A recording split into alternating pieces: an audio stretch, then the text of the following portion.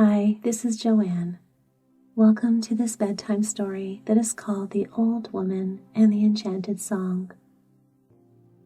This story was originally written in 1854 and later adapted by the work of Charlotte Higgins.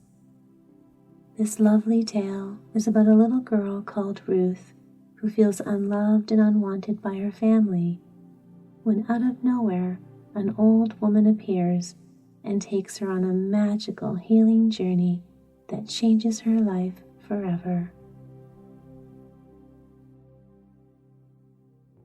Settle in under the covers, and when you're ready, we will begin.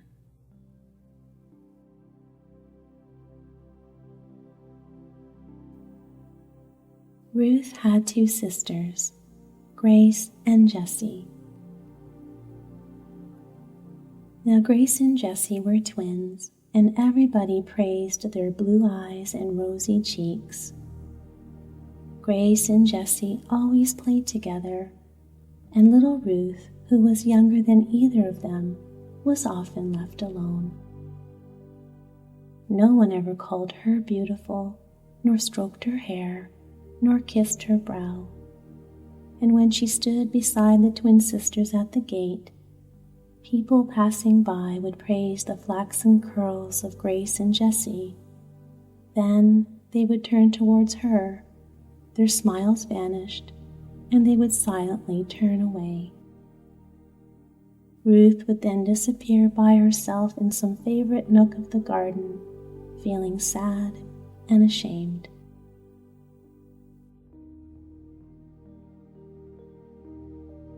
Her father never caressed her.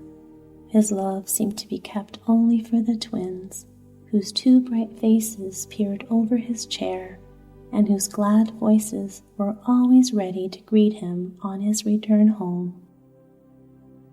Still, Ruth loved her father so much, and sitting in the corner of the garden away off by herself, mourned that he never kissed her nor called her his dear, pretty Ruth. Oh, thought the child, how I wish I could do something for my father that might please him, so that only once he might call me his dear child. Why was I not made a twin? Thus the poor child mourned to herself.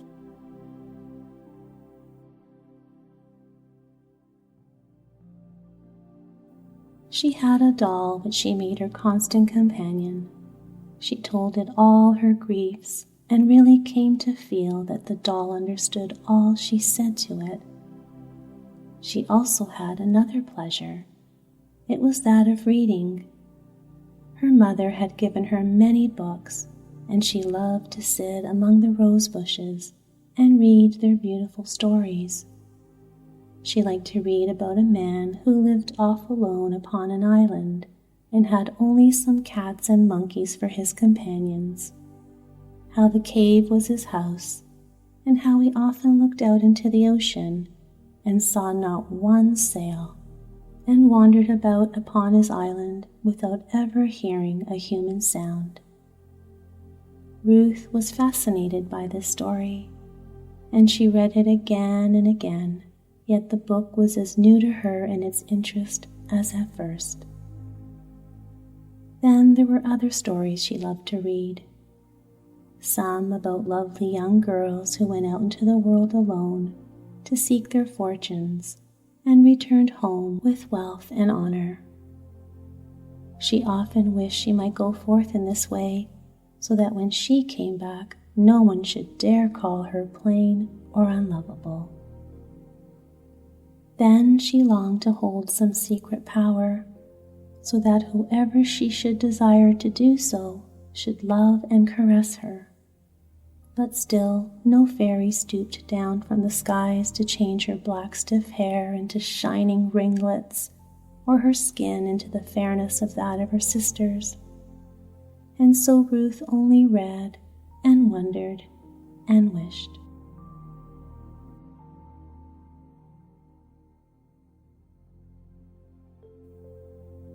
One day when, as usual, Ruth had found herself quite alone.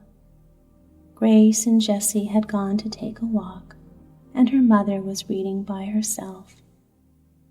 Ruth had taken her book and sat down beneath the shade of a broad tree in the garden. She was reading the story of a fair princess who had many suitors and splendid gifts, and who was called the Queen of Beauty. "Alas," she cried, "why am I not beautiful so I might be loved?" "Would you then like to be beautiful, dear child?" said a voice close at her side. And when Ruth looked up, she saw an old woman whom she had never seen before. She was clothed in a long blue dress, and her face was full of motherly love. Ruth's heart was filled with gladness, for seldom had so affectionate a glance been shed on her, and all the remembrance of the indifference of mother, father, Grace, and Jessie vanished from her mind. When the old woman had looked into Ruth's eyes and had seen the thoughts that beamed there, she looked up into the sky and beckoned to a very light, beautiful cloud which was sailing carelessly along. She had no sooner done this when the cloud then began to slowly descend towards them, just as though it understood her summons. And when it had reached the place where she stood, it remained motionless. Then she took up little Ruth in her arms and stepped onto the cloud and sat down. And after arranging herself and Ruth quite comfortably, she said something which Ruth could not understand, and then the cloud began to rise, moving easily as it had done before it came down from the sky.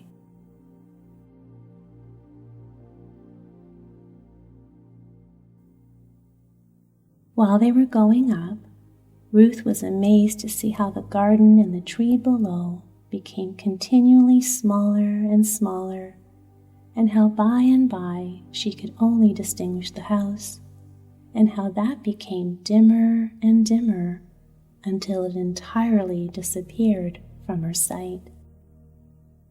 Then she turned towards the old woman and saw that her kind blue eyes lovingly regarded her, and so she forgot even more about the home below, where without doubt her departure would pass unnoticed.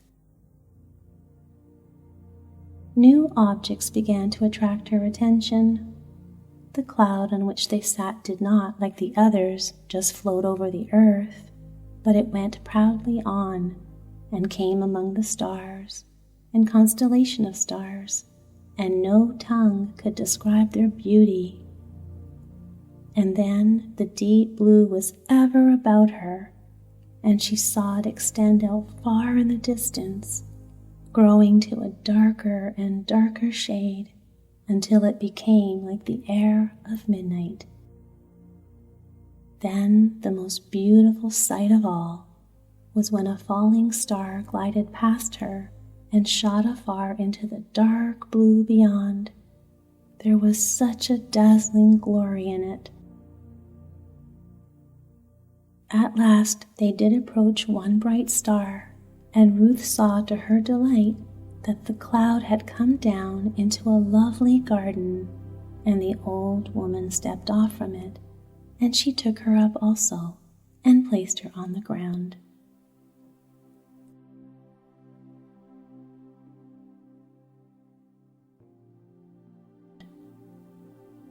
Then the cloud, which had been their chariot, and a far better one it was than ever a king had been drawn in, rose upward and began its gentle course in the sky. When the old woman saw how Ruth looked after it, she said to her, "I use all the clouds in this way, more or less, and all those about your earth do many such a service, while the people little dream of it. In fact, everyone there seems to look down upon the ground too much. They have no idea of the goodly things they would find if they search upwards more. The old woman sighed as she said this. Such a happy and pleasant-looking old woman to have sighed so deeply. Then she took Ruth's hand and led her towards her cottage, which was the most beautiful thing you could ever imagine. Without, it had the tints of mother of pearl, while its framework was of silver. The windows and doors were of diamonds, and they sparkled with all the colors of the rainbow. Within, everything was wrought of the finest silver, and the rooms were hung, some in delicate blue silk, others in rose colors. Ruth was entirely overwhelmed with the beauty of the house, so much so as to stand still, looking at all the things about her. "You must be tired with your long ride," the old woman said, "and I wish you to rest for a while, for there are many things I will show you. After you have rested, I will bring you some food." And with this, she put Ruth upon a sofa and made her lie down to refresh herself with sleep. But Ruth thought to herself, "Rest? How can I be tired when I've been sitting upon that soft cloud, looking at the wonderful stars?" But she said nothing aloud, for the charm of the old woman's presence hovered over her, and as soon as she closed her eyes, she fell into a soft and beautiful slumber.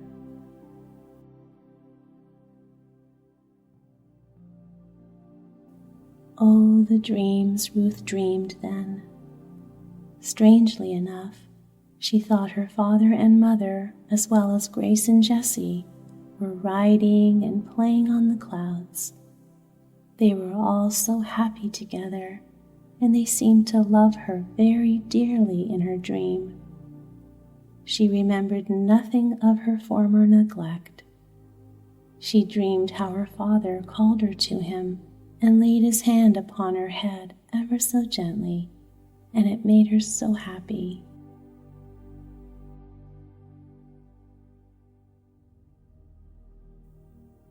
Ruth then awoke, and the old woman put her in one of the silver-wrought chairs and put before her, on plates sparkling with precious stones, soft ripe fruit with the most delicious flavor she had ever tasted.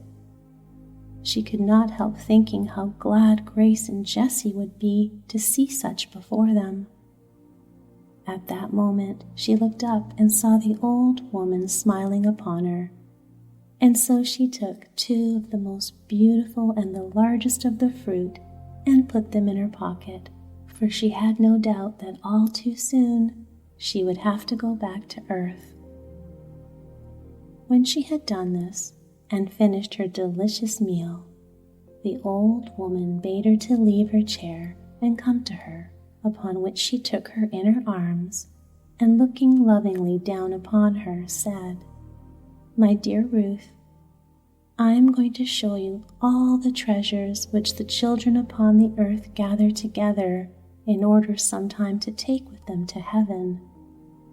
I call their treasures what they love most in their hearts and put into actions. Everything they do or say is kept very carefully, for one day they will want them. So you see, you cannot lose anything.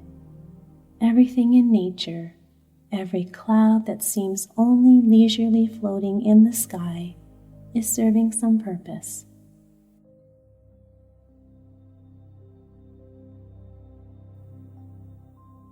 Ruth could not help thinking that the old woman might show her some very beautiful things to keep, and in sorrow she began to think about what unpleasant things of her own were treasured up to be given back to her some day when she least expected or desired them. But the old woman said nothing about Ruth's things, but taking her hand, led her forth into the garden again. I'm going to show you some things here, said her friend.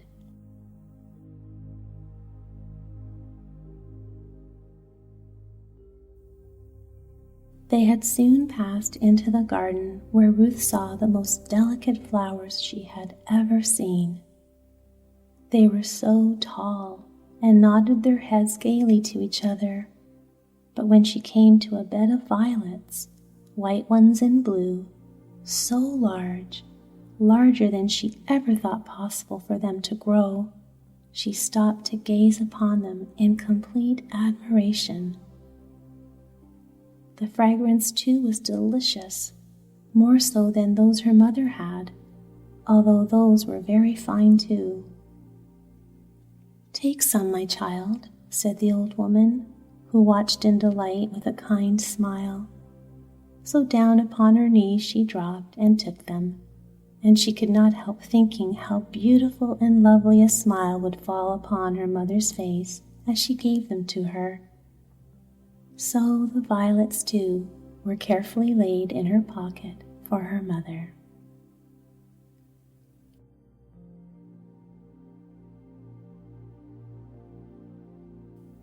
Then they passed out from the garden and came to a gray house. Withered flowers lay about it, while briars and nettle bushes clung to its walls. But, worse than all this, there came forth from the house angry noises and hateful words, and Ruth feared to pass this place and clung closely to the old woman's side. Here, said the old woman, kindly putting her arm around Ruth, are kept all those angry words which children speak to each other and their friends. Then they went on to another house, the walls of which were black, and not a green thing grew about it. There, said the old woman, are the treasures of those children who care most for themselves and do not think of others' pleasures. So she opened the door, and Ruth looked in. There was such a medley of things. There were many, many toys and waxen dolls, and many of them had grown tarnished. You see, my child, said the old woman as she locked up the door, these things cannot be preserved to look so brightly as when they were first brought here. Then they met some very black-looking clouds loaded with the things that Ruth had just seen in the two houses, and they were put in with the rest. Alas, she sighed, that children will send up these things. Ruth was happy to see that with quick step her kind guide passed by many more such houses, for they terrified her. She feared she might hear, if she listened well, some complaint she had uttered, or some tarnished toy which she had selfishly treasured. No wonder she liked to hasten by the houses.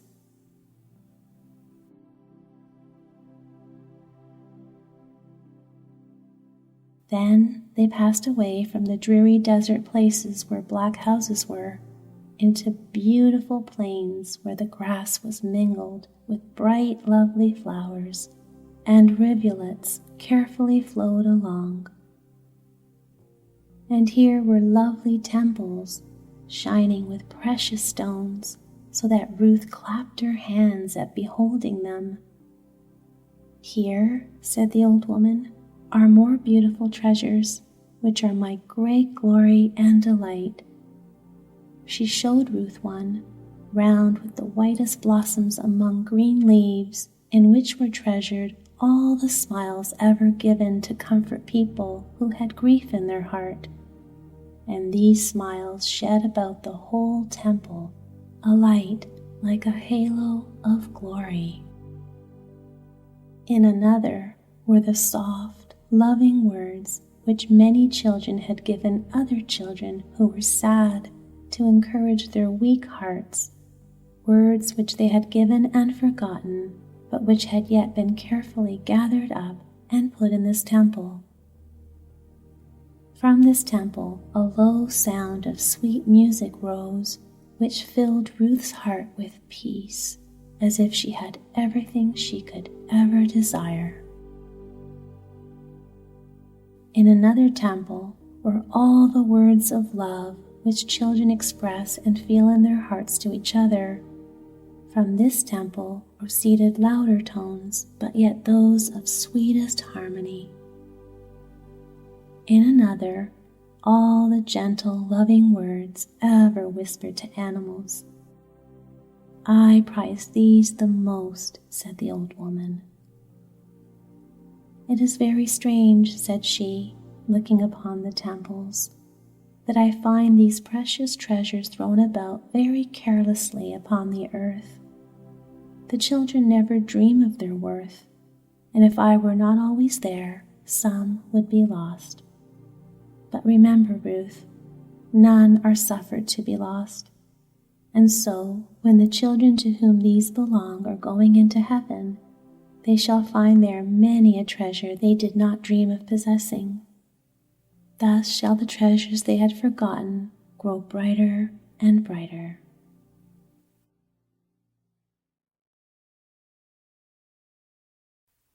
At these words, Ruth longed to lay many treasures in the temples, and she heard a song, which the different tones of the temple formed in the air. It melted her heart with its divine harmony. Oh, cried Ruth, could I but sing such a song to my father, he who loves songs so well, what joy it would bring him. And would you patiently sing the song, though he thanked you not? Asked the old woman. I desire him only to hear it, replied Ruth. And at that moment, the power came to her, and such a song poured from her throat. She was so enchanted, but when glancing in the brook, she saw herself so lit up with beauty that she almost did not recognize herself. The old woman saw her amazement and replied to it, I will send you back to your home so you may sing this song to your father. And remember, little Ruth, that beauty only is worthy to have which proceeds from the sweetness of thy words and the loveliness of thy smile. Then, as the tones of the old woman's voice died away, Ruth found herself in the garden again near her mother's house, and had it not been for the fruit and bunch of violets in her pocket, she would have believed it a dream. But when she went into the house and gave Grace and Jessie the peaches, and her mother the big, beautiful violets, and began doing all sorts of kind things for everyone, she felt how very real it all had been. And then she would sing that beautiful song she had heard in the old woman's star, and her father, delighted, caught her up in his arms, kissing her again and again.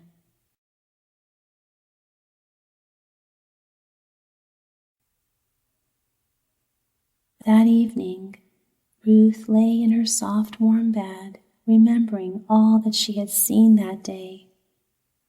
In her mind, she could still see the old woman's bright blue eyes and how they lovingly caressed her in a way she had never before experienced. She remembered the clouds, the cottage, the gardens, the beautiful flowers, and the juicy ripe fruit. Thinking of the temples and all of the treasures she had seen filled Ruth's heart with such happiness, and she would never forget what the old woman had told her. And as Ruth snuggled down under her covers, she reflected on the old woman's motherly care and how she made her feel special and loved. Ruth was filled with a feeling of peace in a way she had never felt before. For the first time ever, Ruth did not feel plain nor neglected. She felt surrounded in love, and she knew that this love was flowing freely from her own heart as she remembered the words, Beauty is only worthy to have which proceeds from the sweetness of thy words and the loveliness of thy smile. From now on, she would show her most loving self to the world and those around her by sharing her smiles, soft words, and kind actions, allowing her inner beauty to radiate from the inside out. Her beautiful created treasures would be laid in the temples of the stars, and their radiance would bring light and happiness to the world and the people around her. Her eyelids felt very heavy now, and Ruth could hardly keep her eyes open when she thought she could hear the familiar enchanted song she had heard near the temples right outside her window. She sleepily gazed out into the dark night from her cozy, warm bed, and she thought she could see the old woman sitting on the cloud, smiling down at her through her window. The cloud gently being carried by the beautiful melody, slowly drifting up higher and higher, returning the old woman back to her star with all the treasures she had found. The heavenly tune continued softly, lulling Ruth to sleep, slowly fading away into the starry night sky. And with a sweet smile on her face, our little Ruth finally drifted off into the most sound and peaceful sleep.